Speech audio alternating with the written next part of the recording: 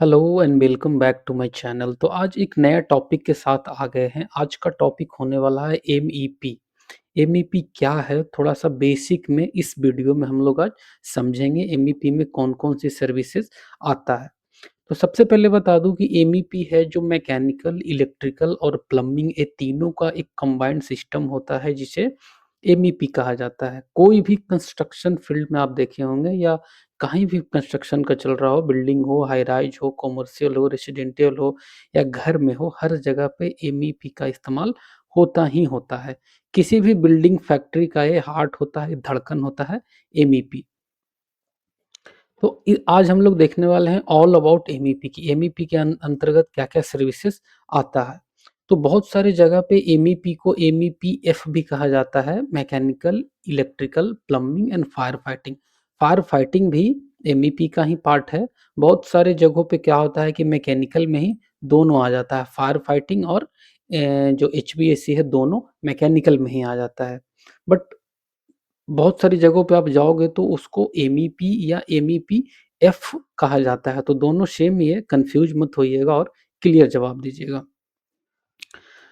तो एमईपी को तीन हिस्सा में बांटा गया है। सबसे पहला है मैकेनिकल, इलेक्ट्रिकल एंड प्लम्बिंग।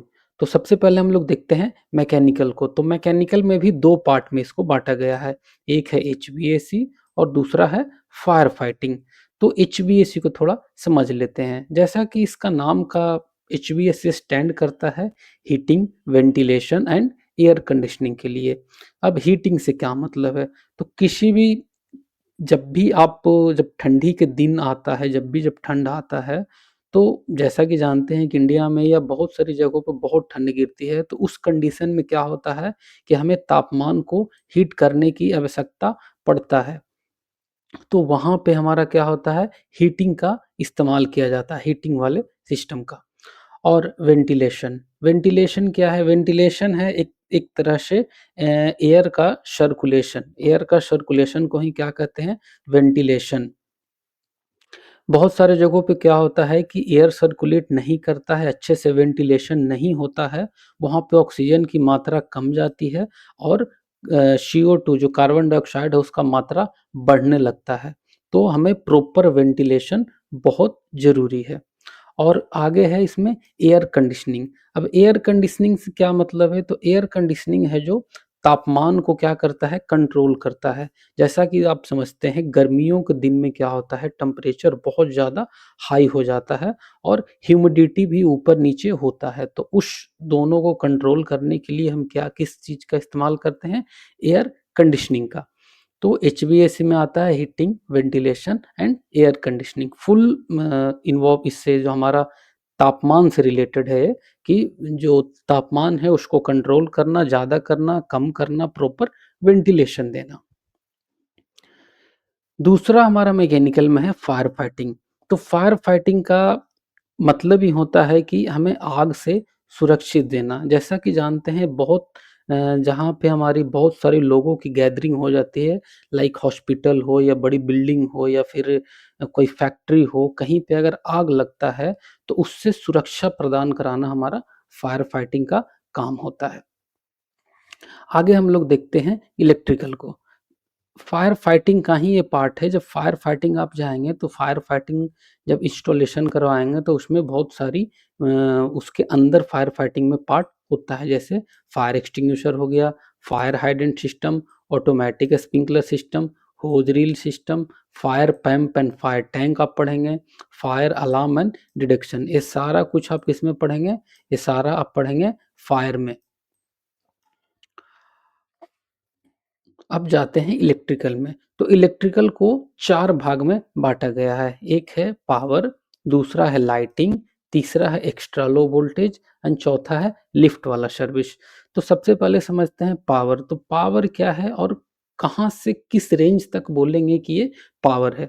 जैसे हमारा 240 वोल्ट से लेकर के 7.5 लाख वोल्ट तक अगर होता है तो उसे हम क्या कहेंगे, पावर हमारा वो हो गया। दूसरा हमारा लाइटिंग। तो लाइटिंग एक अपने आप में अलग ही चैप्टर है, लाइटिंग का एक अलग ही चैप्टर है। लाइटिंग का एक अलग ही चैप्टर है, इसमें बहुत सारे अलग-अलग प्रकार के लाइटें आते हैं, जैसे आप क्रिकेट स्टेडियम में लाइट देखते हैं, घर में लाइट देखते हैं, तो डिफरेंट-डिफरेंट इसमें लाइटिंग में सिस्टम आ जाता है। तीसरा इसमें आ जाता है extra low voltage. Extra low voltage का रेंज क्या है? 0 वोल्ट से लेकर के 24 वोल्ट तक, ये हो गया हमारा एक्स्ट्रा लो वोल्टेज। इसको मैं एक बार अलग से एक्सप्लेन करूँगा कि एक्स्ट्रा लो वोल्टेज किसे कहते हैं और कहाँ पे इसका इस्तेमाल होता है।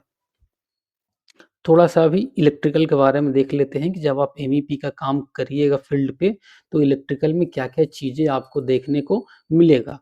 तो आपको एचटीएलटी पैनल बैठाना पड़ेगा या लगाना पड़ेगा, फिर ट्रांसफार्मर लगाना पड़ेगा, डीसी सेट, पावर को डिस्ट्रीब्यूट करना पड़ेगा, second floor, first floor, third floor, ground floor हर जगह पे डिस्ट्रीब्यूट करना पड़ेगा।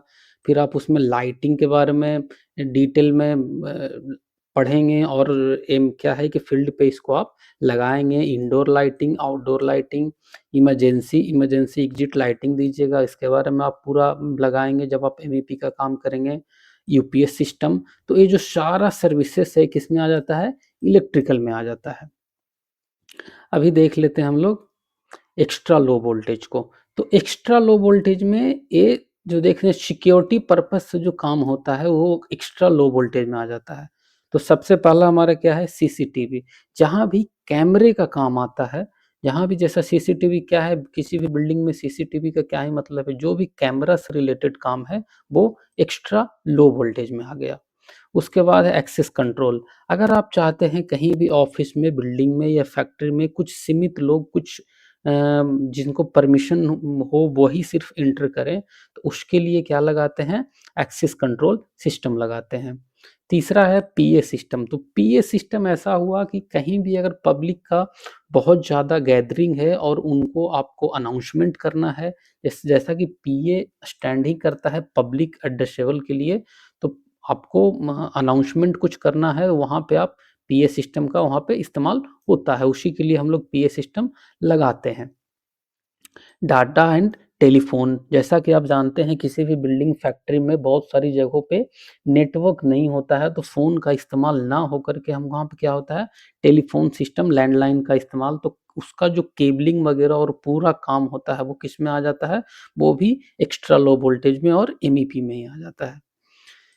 आगे है फायर अलार्म इंटीग्रेशन या फायर अलार्म सिस्टम, तो पीछे हम लोग देखें फायर फाइटिंग और ये जो है फायर अलार्म है। फायर अलार्म आपको बताएगा कि कौन से फ्लोर पे कौन से कमरा में आग लगा है, तो प्रॉपर उसका लोकेशन देगा, ये आपको अलर्ट करेगा कि इस जगह पे फायर हुआ है।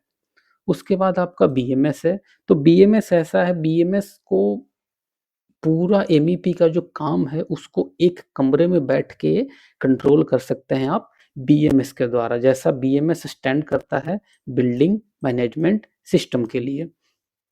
अगर आप हाई राइज बिल्डिंग है, नीचे आपका ग्राउंड फ्लोर, उस पे आप अगर बीएमएस सिस्टम लगाते हैं, आप चाहते हैं कि 5वाँ फ्लोर का जो हमारा 5th फ्लोर है उसका हम एचवीएसी जो है उसका हम कंट्रोल कर सकें, उसका जो वॉल्यूम डैम्पर लगा है उससे कंट्रोल कर सकें एयर को, तो यहाँ से बैठे-बैठे आप कंट्रोल कर सकते हैं। तो ये बीएमएस सिस्टम है उसके लिए। आगे हम लोग देखते हैं प्लम्बिंग। जैसा कि देखिए कि एमईपी का जो तीसरा है मैकेनिकल, इलेक्ट्रिकल हम लोग देख लिए और तीसरा हमारा क्या है प्लम्बिंग है। तो प्लम्बिंग को भी 5 भाग में बाँटा गया है। तो सबसे पहला हमारा क्या है वाटर ट्रीटमेंट, यानी पानी को क्या करना, पानी को ट्रीट करना, पानी को पीने लायक बनाना, वो क्या हो गया हमारा वाटर ट्रीटमेंट।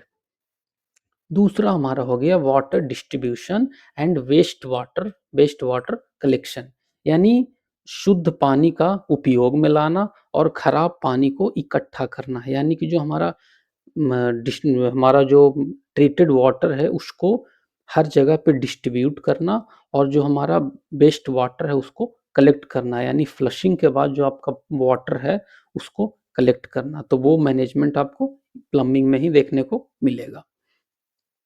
उसके बाद है वेस्ट वाटर मैनेजमेंट।